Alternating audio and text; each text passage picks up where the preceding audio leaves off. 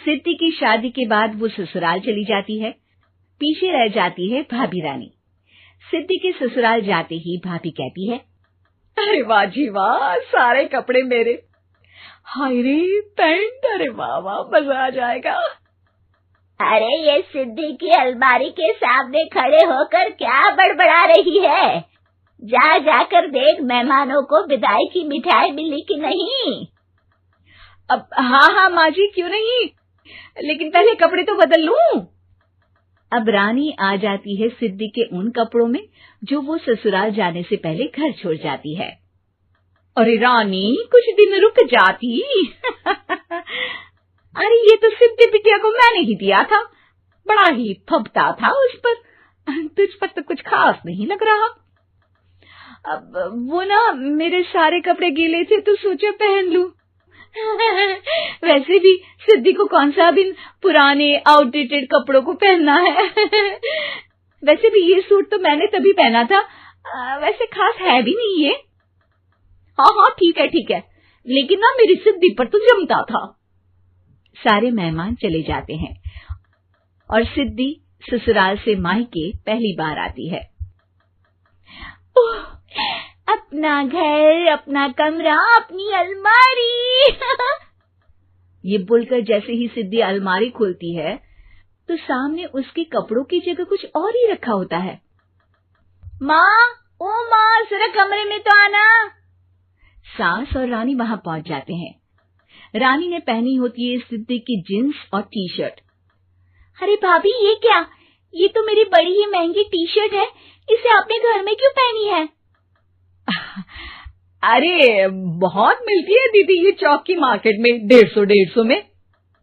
ओ भाभी प्लीज, ये एरोपोस्टल है, 2000 की एक टी शर्ट। ओह, 2000 में तो दीदी 4 साड़ी आ जाए। अब क्या बोलूं?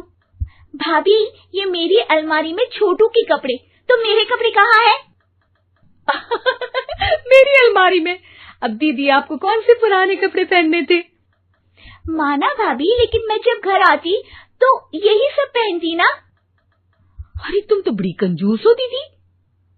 खैर, वक्त आता है जब सिद्धि ससुराल के लिए रवाना हो रही होती है।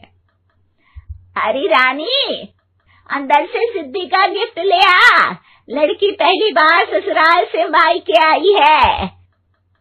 रानी अंदर जाती है और एक सिंपल सी साड़ी लेकर बाहर आ जाती है। ये लीजिए माँ जी।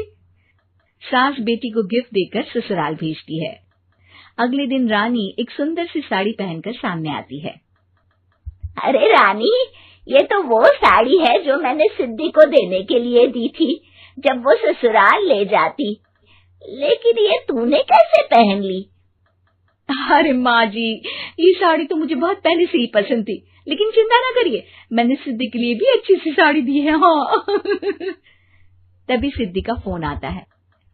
क्या माँ, कुछ अच्छा तो दिया होता ससुराल ले जाने के लिए। अरे पहले दिखा दिया होता। ये चमकते हुए पैकेट में नौकरानी वाली साड़ी मत दिया करो माँ। अरे बेटे, वो तेरी भाभी ने ना गलती से उससे पैकेट बदल गया। हाँ, मैं कल ही तेरे भाई के हाथ से तेरा वाला पैकेट भेज दूंगी। अरे रहने दो माँ, आई एम श्योर भाभी ने अभी तुमने मेरे लिए रखी थी, तुम तो समझ नहीं पाई उनको। खैर छोड़ो, मैं ज्यादा बोलती अच्छी नहीं लगती, रहने दो, आपको उन्हीं के साथ रहना है, फिर बात करेंगे।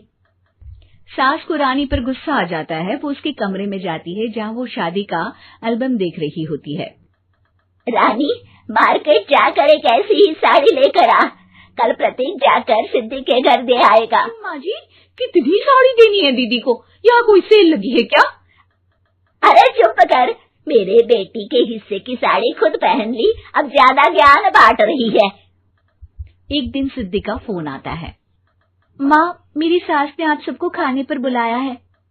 सारे लोग सिद्धि के ससुराल पहुँचते हैं।